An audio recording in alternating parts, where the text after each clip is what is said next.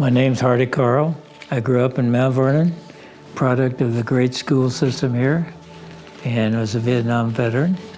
I would say war determined much of my family and course of my life. For instance, my German ancestors came from Alsace-Lorraine, which is French and German, depends on when you were born, which you were. And they decided they didn't want to go to war, so they were draft dodgers. 3 brothers had a new stepmother they didn't like, so they came over to New Orleans, and a farmer had paid for their passage if they would work for him after they got here.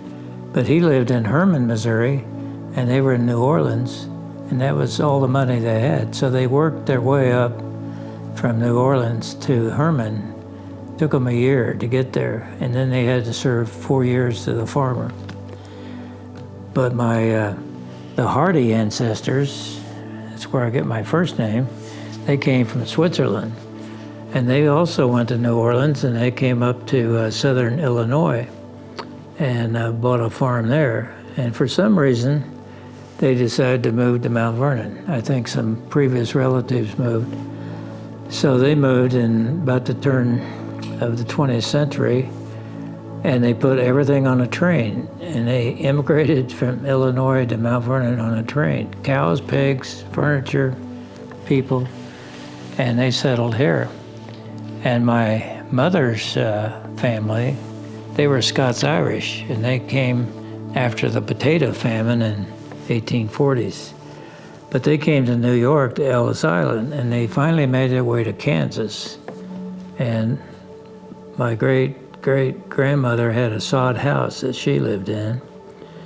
And then my mother grew up in eastern Kansas. The next war was the First World War, and that's when my grandfather, he had 4 kids by that time, in 1918 when we went into the war. And he made enough money on crops, the prices were good then, to buy some land, so that started him on a farm, which I still own most of.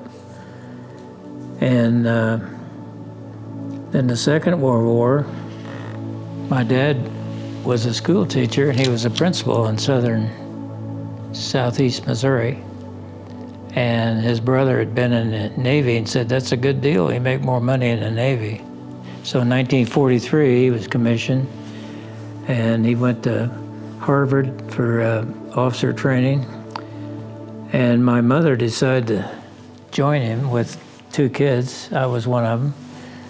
And her father-in-law, my grandfather, said, well, I'll drive. So they had an old 40 Chevrolet. They saved up all the ration cards for gas and tires and all that. They set out, and right away he got stopped for speeding in some town, and he lost his license. They kept his license. So she drove the rest of the way to Boston. Didn't need him after all. And then he came back on a train. You could take a train to Mount Vernon then. So then he was commissioned, and he went to Washington, D.C. He was based there for a while. And that's where I spent 2 or 3 years, and then we went to, at that time the Navy was taking over colleges to train officers, and they took one over in Peru, Nebraska, right on the Missouri River, and he was in charge of that training. So that's where I started kindergarten. My sister started grade school. And then the war was over in 45, so we moved back to Mount Vernon, and I started first grade then. And also, Hitler invaded Poland when I was 6 months old, and the war was over when I started first grade. So that's kind of a perspective there. And then the Korean War started when I was finishing up grade school, so we read all the things about that. Didn't really know anybody involved in that, though. And then Vietnam War started about 1962 or 3, our involvement, and I went over there in 65. So there was some war, always some war going on that involved somebody's family. Education was a big thing in my family. My mother went to Baker University, and she went 2 years and met my father, who was the same age, but 2 years ahead of her. Because right out of high school, to pay for college, she taught grade school, a country school. Saved up her money, went 2 years, then she borrowed the money to finish 2 years from an uncle in western Kansas, and the bank failed, and she lost the money, and she still had to pay him back. So she went out in western Kansas and lived with her uncle and taught grade school again. She never did finish college because of that. But that was during a Dust Bowl, and she says the dust was so thick you could drive over a barbed wire fence. It was so much blowing dust everywhere. But she met my father there, and they got married after he graduated. And then they got married in Kansas, and he got a job at the Algoa Reformatory in Jeff City. He was a guard/teacher there. And these are all teenage boys and older. And they call it a reformatory, but he said there were no bad kids really. It was some kid that stole a mule to help out the family, because this was a depression. Nobody had any money, so he did a lot of teaching then.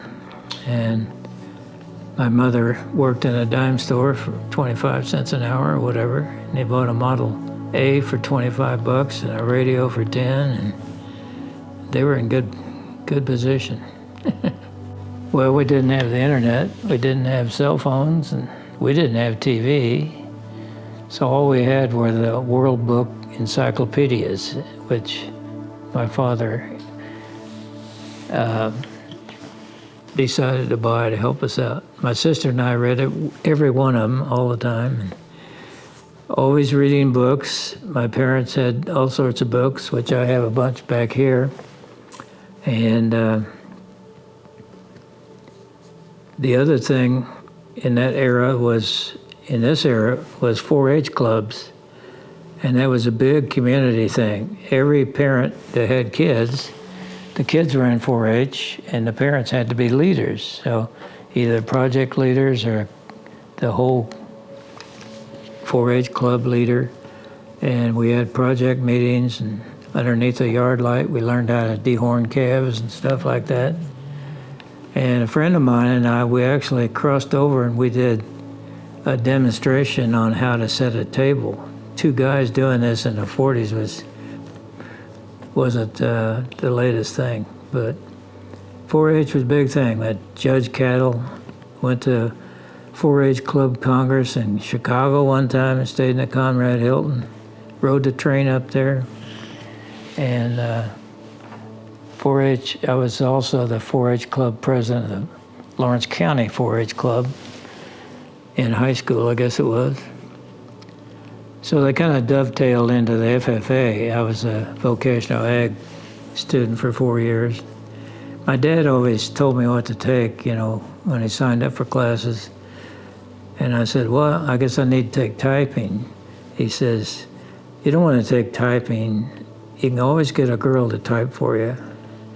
And of course now you type for internet all the time. I can't type. So that was part of my growing up. And we didn't get TV until I was a junior in high school, I guess. And even then, we'd watch football games. All you'd see is little white dots moving around. So it was a different life. And all that time that kids spend on iPads now, we spent reading a book. And of course, we had to milk cows, too. We did that and feed them and all the chores. So there's plenty of stuff going on. I went to high school in '53 and took vocational ag, and I was played football and ran track for 4 years. I still hold a 100-yard dash record because they no longer run 100 yards. It's 100-yard meters now. And so I did that. I graduated in '57. And my dad was a principal then, being a Navy veteran. The Navy had brought forth a program to get more officers in the program. Naval Academy wasn't putting out enough officers. So it was called the Holloway Plan, and it gave prospective students 4 years of college, pay for everything except for $50 a month towards room and board. And at MU that time, $67 paid for room and board. So I had to come up with $17 every month. And I worked in a cafeteria for 75 cents an hour to do that. But it was a great scholarship. But we had ROTC class every day, 5 days a week. So we learned things like gunnery and aviation and celestial navigation. They were the hardest subjects I took. These teachers were officers in the Navy, active duty, and they were right up on the latest things. We had a gun control council. We didn't have computers back then, but this thing was all mechanical, and it was a huge thing, and it had dials and twist things all over. We had to learn how to do all that, which is outmoded even then. I was out of work, but every summer we'd take a cruise. They called it a cruise. The first one I was on a destroyer on the East Coast, and we'd go up and down the coast, went to New York for the World's Fair, and basically it was a World War II destroyer in the late 50s, and no air conditioning. It's terrible. I hated it. So then I took a train back home. That you could get a train anywhere in the States in. And then my second cruise was aviation/marine qualifications.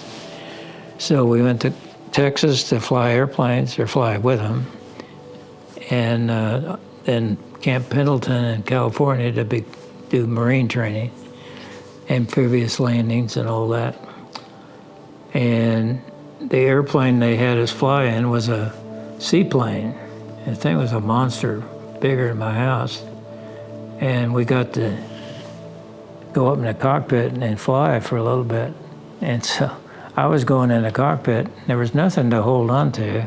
So I grabbed hold of something to pull myself in. Well, it was a yoke, and it pulled back, and the airplane was pretty stable. It didn't do much, but the pilot says, "Son, I'm not sure you're going to ever be a Navy pilot." So that was the start of that.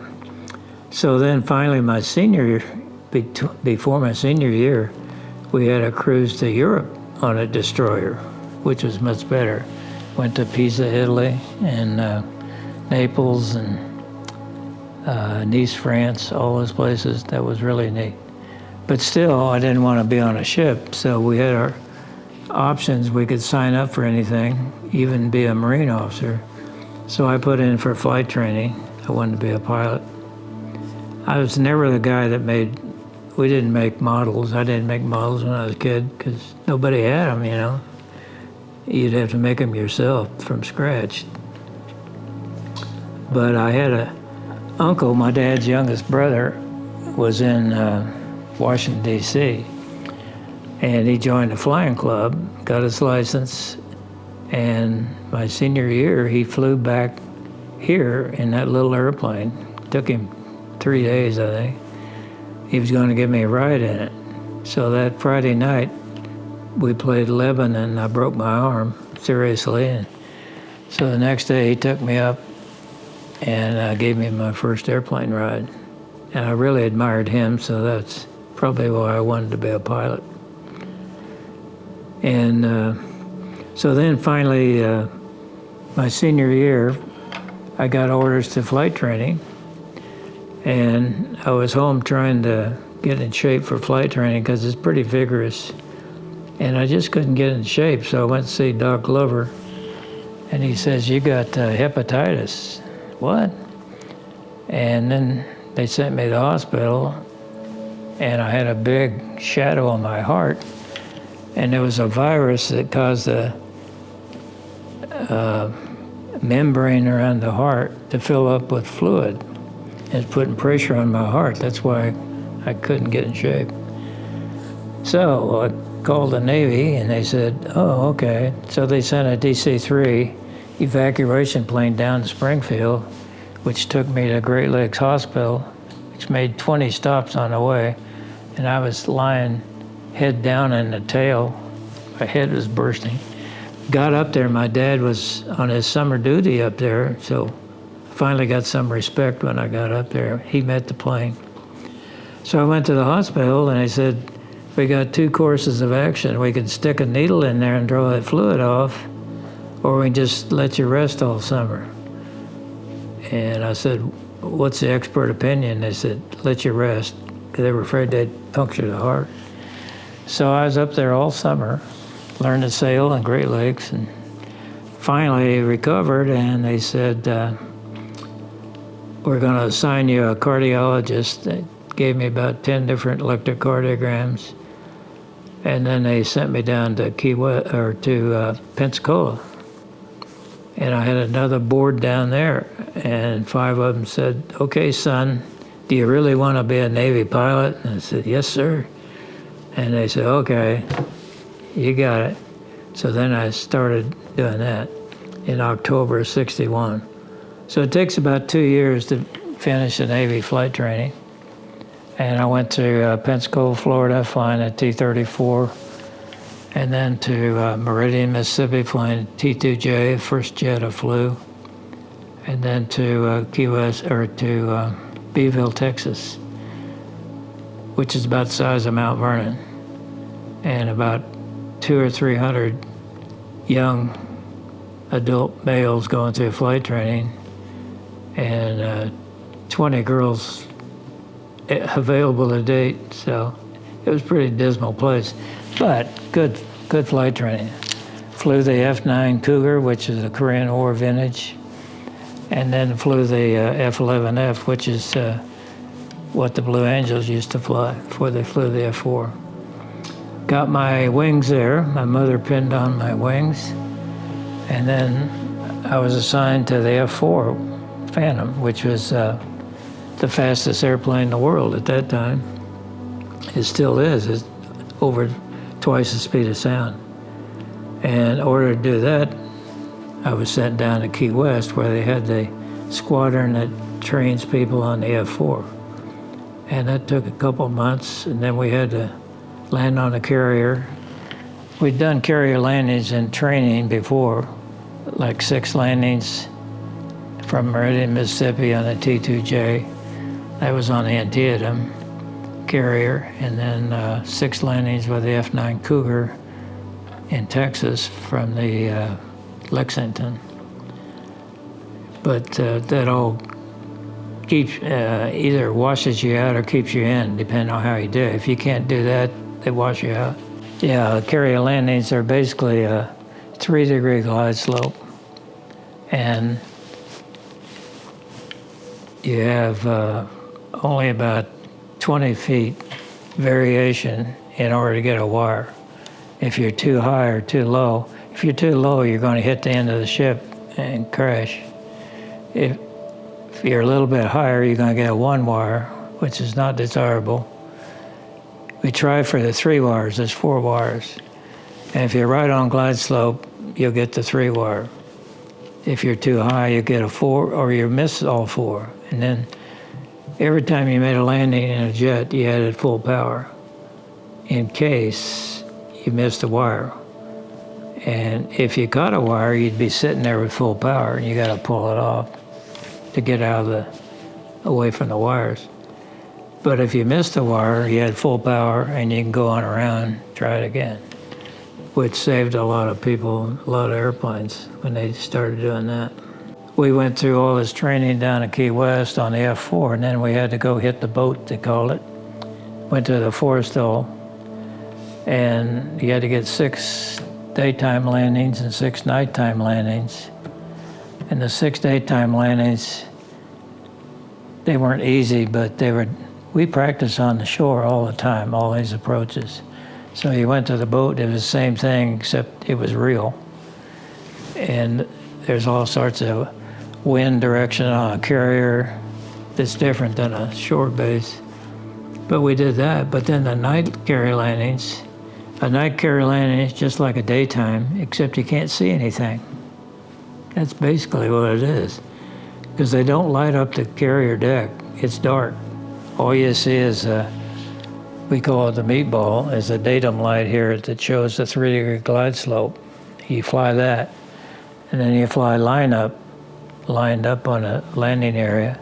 Then you fly up and down. So there's 3 things you're really working on. And if you don't do that, you're not going to land. It's really hard work.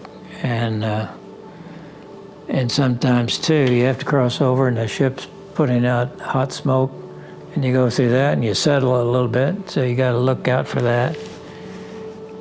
The ship's making all their wind, so you got to crosswind. And there's all sorts of ways to... But after a while, you get used to all that, and it's pretty self-explanatory. And I ended up with 450 of those, and likewise 450 catapult departures.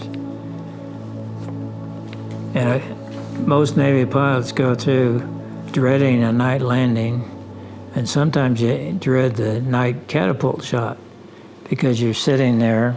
It's dark. There's no horizon, no sun, no stars, nothing out there. Dark night. And you're going to go down. It's about 300 feet, and you're 180 miles an hour at the end of that. It's like 2 seconds. And your brain is compressed. It's about a 3G shock as you're going down. And then off the end, you feel like you came to a stop because you're not accelerating. But you got to rotate the plane. You got to look at your gyro, make sure you're not upside down, and then you got to go follow your mission. And usually after that, we plugged into what we call a tanker, another plane configured to let out a drogue. You could plug in and get gas for the mission. But we had one senior officer in our squadron. He'd never flown much at night, and he was in charge of the schedule, so he didn't schedule himself. But the commanding officer said, okay, Earl, you're going to have to fly a night flight tonight. So he took off, and as he took off after the catapult, he disappeared out of view. And all of a sudden, we saw a huge fireball. We said, oh, he crashed. But what had happened, he'd hit the water, it tore off his center fuel tank, and he was in a burner, which ignited all 4,000 pounds of fuel. He was climbing straight up, scared to death, because he hit the water. But he was still alive. He came back and landed, and he was kind of a pale guy anyway, but he was super pale. And he came up to this junior officer and said, how do you make a night catch shot?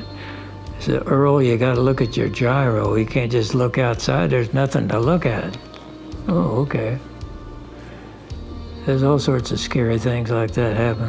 In 1965, our squadron was on the Independence, and the Independence was slated to go to Vietnam to help out the West Coast carriers. We were based on the East Coast, so we had to cross the Atlantic and then go around the Cape of Good Hope, or whatever it is, South Africa, and then the Indian Ocean, through Indonesia, finally get over there. It took a long time to get over there. And at that time, Indonesia had the second largest air force in the world, believe it or not. So, and they had all MiGs, Russian airplanes. So we were on alert going past there, but they didn't do anything, so we didn't do anything. Got to the South China Sea, Yankee stations where all the carriers were. It's a large geographic area right off Vietnam. And that's where we launched everything. Usually had 3 carriers over there at one time. And the advantage of a carrier in the early parts of the war, Air Force had to send a lot of stuff over, move it over to a land base, whereas a carrier could go over there and instantly be ready to launch sorties against the enemy. So we went over there in '65, and basically it just started. There was some destroyers said they got fired on by a PT boat by Vietnamese nobody quite knows if any of that was true, but it started. So we were over there to kill communism, is what we thought anyway. And we all believed in that. We're doing our duty. And we're kind of stymied by supplies. I remember taking off with 1 or 2 bombs when we could carry 24, because they didn't have the supply system cranked up to make bombs again. And so they finally did, but we first got over there, we did warm-ups down in South Vietnam where they didn't have any missiles, and we would drop napalm, which is a terrible weapon. It's jellied gasoline, it sticks to people and everything. It's a horrible thing, but it's very effective about structures. So we did that, shot rockets, and the troops down there needed air support when they had the enemy coming at them. They'd call their forward air controller, a FAC, who was flying a small airplane. They were really gutsy guys.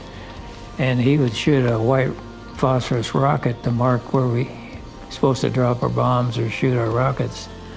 And we'd do that to help out, called close air support of the Marines and Army. So we did that for about 2 weeks, and then we shifted up to North Vietnam, which is more highly defended. They had anti-aircraft guns from German World War II guns and Russians. I was flying one rescue cap, we call it, Combat Air Patrol. At 35,000 feet, we're supposed to be the radio communications in case somebody gets shot down. And my wingman, Dan Hirschfeld, which I named my son after, he said, "Hardy, brake right." So I pulled real hard right. And there was a gun with the burst coming right behind me, and he saw it coming. And at 35,000 feet, that was an anti-aircraft gun. And they were very accurate. So every strike we had, they had anti-aircraft guns, and then later they had the surface air missiles, which are really deadly. But our targets were usually a bridge or truck traffic on the Ho Chi Minh Trail, or PT boats in a little harbor, or petroleum depots where they had storage of gas and ammunition. But it was a very strange war. Like we said, why don't we bomb this reservoir so they can't irrigate their rice? Oh no, we don't want to do that. Okay. Well, why don't we go in and bomb their airfield where they're training their pilots? The Russians are training the Vietnamese pilots. Why don't we do that? Well, no, we make the Russians mad. So we couldn't do that until they got up to speed, and they shut our people down. And the Russians are building the missile sites. Why don't we knock those out? Well, they make the Russians mad, and we don't want them coming in. So we waited till they shot some planes down with the missiles, and then, oh yeah, we got to wipe them out. So it was a very frustrating war for a military pilot, and especially the commanders. They had to decide what to do. All of our squadron commanders on our plane squadrons, we had about 5 different squadrons on a carrier, like 90 airplanes, and they were all about 40 years old, and they were still flying with us. I was 26. And they were flying with us. They were doing the same thing. They were very good examples. I sure learned a lot from them. And they led the raids and all that. Typical raid on a bridge was like 20 airplanes. The A4 is a small attack jet, and they carry bombs or rockets. And the A6 was a more sophisticated, and they carried bombs also. And then we have 4 F4s, the fighters, and we were the fighter escort. We'd fly on either side in case they launched fighters at it, and we were supposed to take care of them. Plus, as we got close to the target, we would accelerate and roll in on a target first, shooting rockets to keep the gunners down so they wouldn't shoot the main group. And the whole thing would be over in about 30 or 40 seconds. 20-some airplanes roll in. And this one particular flight, my backseater was named Bob, and he was always very nervous. And the only way we knew when we got close to the target, we hit our stopwatch when it got off the coast. And then so many seconds later, or minutes later, we'd be over our target. Well, this one particular time, it was a low undercast. We couldn't see the ground. So we're on top of the clouds, and we couldn't see. And finally, the clouds broke, and I said, "Hey, Bob, we're going in." And that was a bad choice of words because he was almost ejected. He thought we got hit. So, but we shot our rockets and got out of there. But there's one particular bridge called the Thanwa Bridge, made of concrete. And we dropped tons of bombs on that thing, and we blow the wooden boards out of the way, but the concrete stayed. We didn't have any guided bombs. And that stayed forever.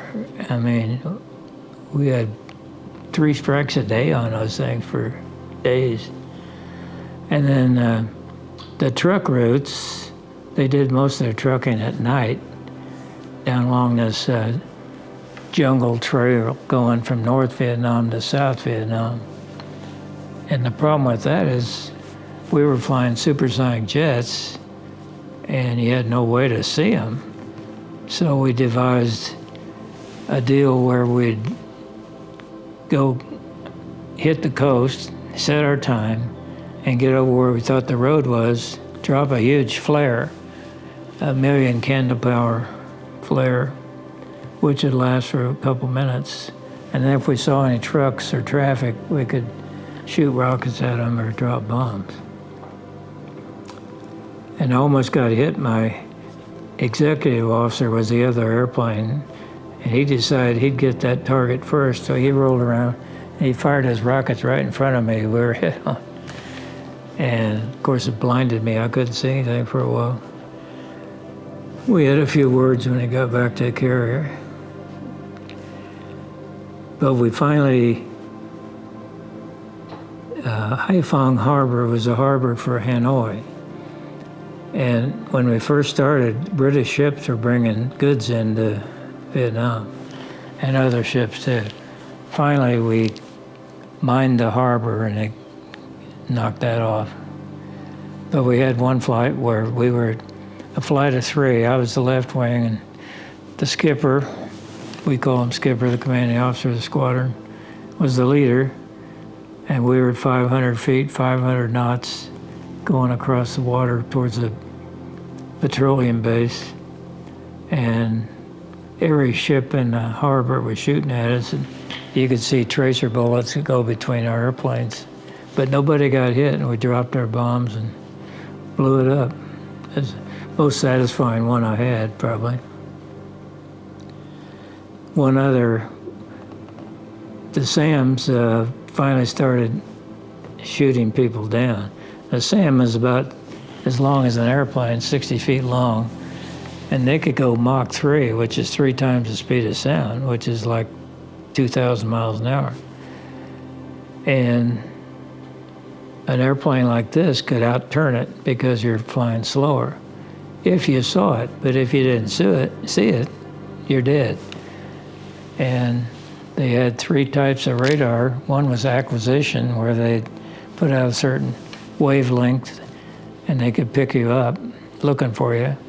And then acquisition, which is when they locked onto you. And we had a little device having 3 lights showing these stages. And then finally, the one that turned the red light on is when they launched. And it was guided, headed for you. And so I just happened to see one coming at me. And saw it come up, so I rolled over on my back, headed towards the ground. And this was in an area where they had these karst ridges, these limestone rocks that vertically, just like a pillar almost. And I drove to the ground and probably 50 feet, pulled out and went between these 2 karst ridges and the missile didn't make it. It hit one and exploded. So, and that's a very scary time. My best friend in the squadron was a young man from Moscow, Idaho, and University of Idaho. And he's a very brilliant student. He's 6'4", weighed the same as I did, 160 pounds. And he was selected to make a navigation book on outer space navigation, which he did. He gave me a copy, and I couldn't even read the first page, but he was a very brilliant guy. But we met in flight training, and then we both went to the same squadron, and he was my best friend. In fact, when we first got over there, we couldn't hit our targets. We're using a gun sight, and we were off all the time. And he says, Skipper, let me do something. So that night he went to his room, came back with the new numbers. He'd figured it all out. Then we hit bullseyes after that. He was so smart. But he and Dave Wheat, his backseater, were on a flight to knock out a missile site. And they were fairly low, and they got hit. And Dave ejected. The backseater ejected first, and then Rod ejected. And Rod always said that he would probably be dead if he had to eject, because the ejection seat had a curtain he had pulled down over your face. And he's very tall. And he said, I'll have to bend my neck. And I think that's what happened, probably broke his neck when he ejected. And Dave was about a mile away, and he heard a blood-curdling scream when the Vietnamese found Rod. And after the war, his mother and sister went over there. The U.S. government had a program where they'd give the Vietnamese $100,000 if they would show where graves were of American servicemen. So they went over there, and they said, well, we captured him.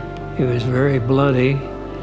Took him over to the police station, and he died. And we buried him in the local graveyard. And they put him in a Vietnamese casket, which they had cut his legs off to put him in there. Anyway, but the graveyard had been taken over as an orchard now, so they couldn't find the grave. And they never did find his remains. But meanwhile, Dave Wheat was captured, and he went to the Hanoi Hilton, we called it, POW camp, for 8.5 years. And we thought Rod was alive because we didn't have communications. We thought he was alive the whole 8 years, but he didn't make it. We didn't know until Dave Wheat came out that Rod got killed.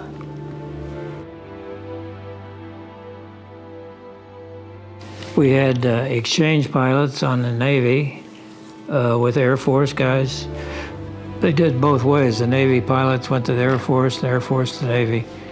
But coming to the Navy was completely different. They had to learn how to fly on a ship, land on a carrier.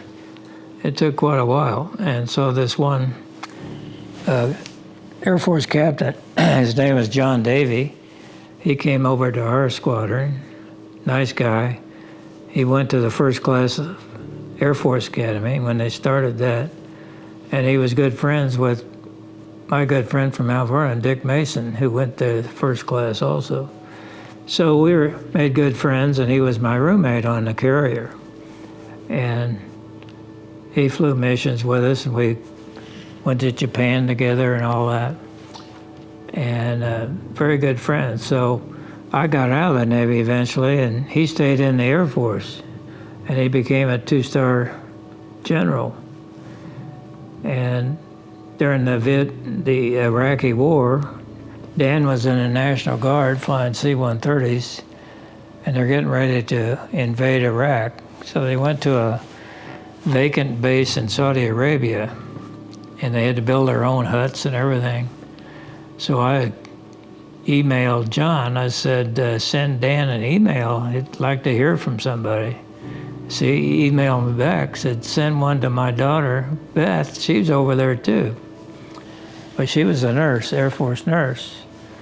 And of course they got together and that was the start. They got married 2 years later. So I came back to the States and we had another cruise. I had 3 years of sea duty and I spent 30 months at sea and had 36 months. So we were always gone. And it wasn't bad to being a bachelor, but if you're married, it's really bad news. So we went another med cruise, and we got to Barcelona, Spain, and we anchored there and went to a restaurant. One of the squadron guys was going back to the States, so we're having a party. So he himself went there to arrange the party. And he saw a beautiful blonde in the lobby and said, come to our party tonight. So she did. She was the only woman there. We didn't have women in the Navy on the carrier. And so everybody was talking to her, and she always brings us up. She excused herself to go to the restroom, and I followed her and asked her out. And we went to a bullfight the next day, which I had to use her money because I didn't have any pesetas at that time. So we hit it off, and then I said, we're going to be in Naples next time, if you can make it over there. So she did. And I said, leave a message in American Express when you get there so I know where you are. Well, nothing happened. I was there a couple of days, didn't hear a word, called American Express. No, nothing. And then she sent a telegram to the carrier, said, I'm in a hotel. Well, it turned out they had me under Hardy instead of Carl, and they didn't send a message. Anyway, we hit it off. We went to Rome, Malfa Drive, really had a great time. And then the next place was Istanbul, and she decided to join me over there. And she was going back to the States, and I had orders back to the States too. So after Istanbul, I went back to the States, and she went back to Dallas, where she grew up. And I was down at Key West, and we didn't have cell phones then. So long distance to Dallas was always expensive. And one time I had a collect call, and her father answered, and we accept a collect call from Hardy Carl, and he said, who? And anyway, I got to be friends with her parents finally, even though I was just a farm boy from Missouri. But I kept begging her to come down to Key West, and she finally did. And she taught school down there. She'd never taught school, but we got married in Dallas while I was stationed down there. And then I got out in October '67. How old was I? I guess I was 28. And we drove up to Kansas City, and I started training as a pilot with TWA. Almost everybody in the Navy was getting out because they didn't want to go back to Vietnam. And all the pilots went to airlines, Pan Am, Braniff, TWA, Eastern, Northeast, all that. So I went with TWA because it was a Missouri company, Kansas City based, but I got assigned to Los Angeles. So we went out there, and that's where my kids are born, and spent 10 years in Thousand Oaks, which is where all the airline pilots went because there was no smog up there, and we could see when he came in where to go. So then my mother died of cancer, and my dad was needing a lot of help, so I convinced Lynn to come back to a small town in Missouri. And she said, as long as I don't have to do anything on the farm, okay. And so the kids started school. Dan was second grader, Maria's fifth, and they all graduated from Mount Vernon. And the second year we were there, Ed Spencer, the principal, lost his French teacher. She was pregnant, so he had to get a foreign studies teacher. And oh yeah, Lynn, you lived in Spain for a while. So she taught Spanish and English for 16 years. We really like California because our kids are born there and they started school and all that. You know, soccer and all that stuff. That was great. But we kind of did the same thing here when he got here. Like Maria, I think she had the same teacher in 5th grade that I did. Who hadn't retired yet. That's pretty unusual. So Maria graduated first. She went to Rhodes College in Memphis. Dan followed her 3 years later, went to Rhodes College. And they both went on Air Force scholarships because I said, you don't want to go in the Navy, you want to go Air Force. So they did. And they're both commissioned out of there. So she had taken Japanese in college. She was fluent in Japanese. So she got a job in Japan, but she had to delay her Air Force entrance because of that, and they did. So she had a year in Japan, then she came back to do the Air Force Public Affairs training, and then they sent her back to Japan for another 3 years, so she had 4 years there. So she stayed in as a career public affairs officer. And Dan, when he graduated, he couldn't get a job as a pilot because they'd cut back on all the pilot training. So we finally got him into St. Joe National Guard, and they sent him to Air Force flight training.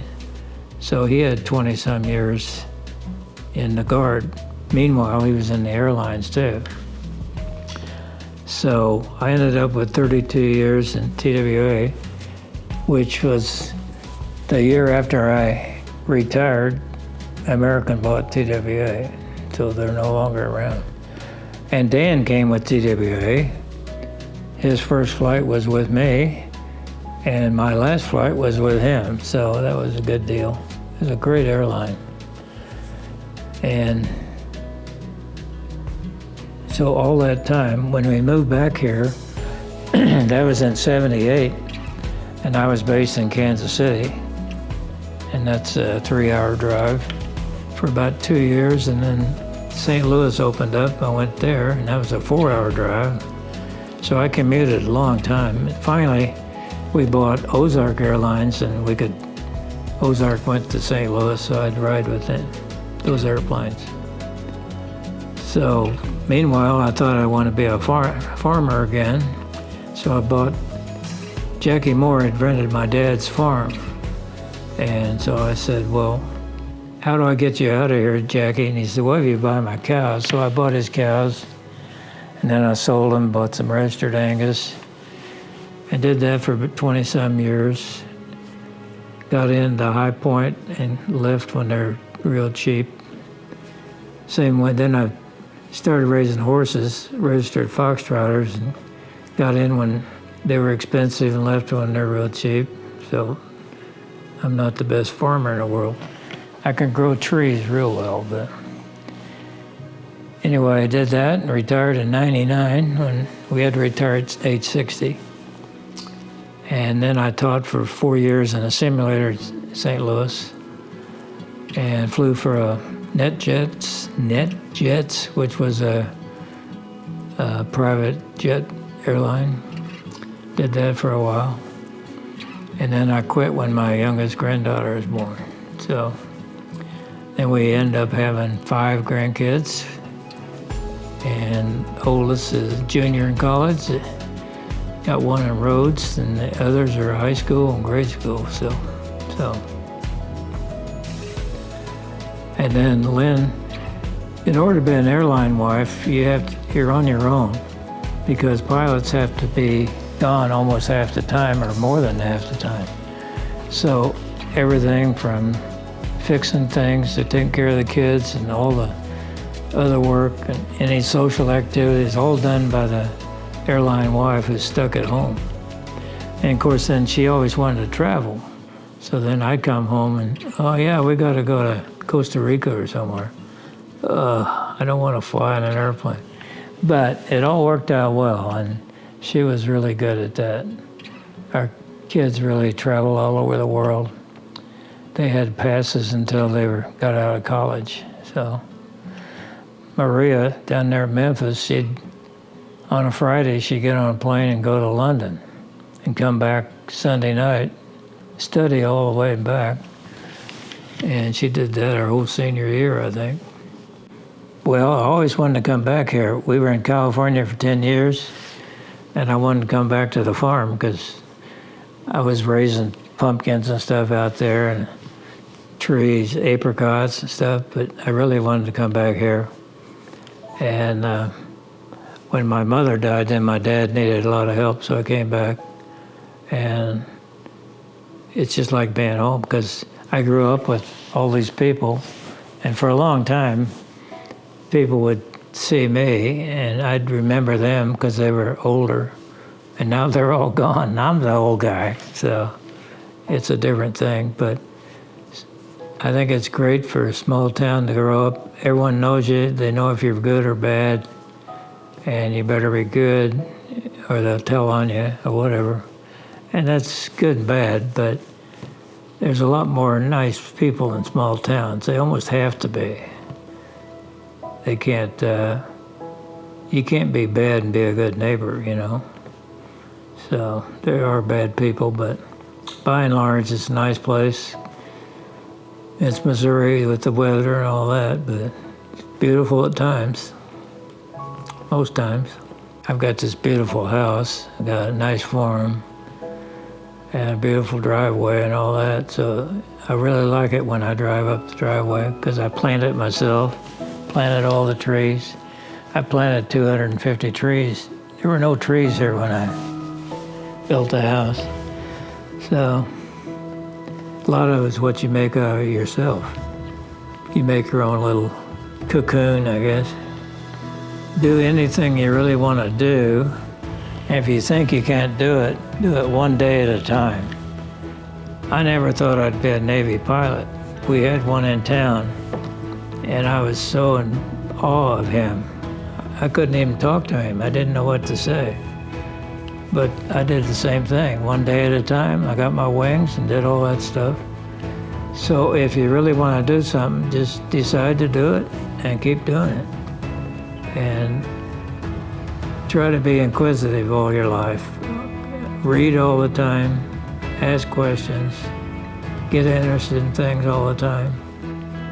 Keep learning your whole life and loved your loved ones. And best thing ever happened to me was meeting Lynn, and I had her for 55 years, and still the best thing ever happened to me.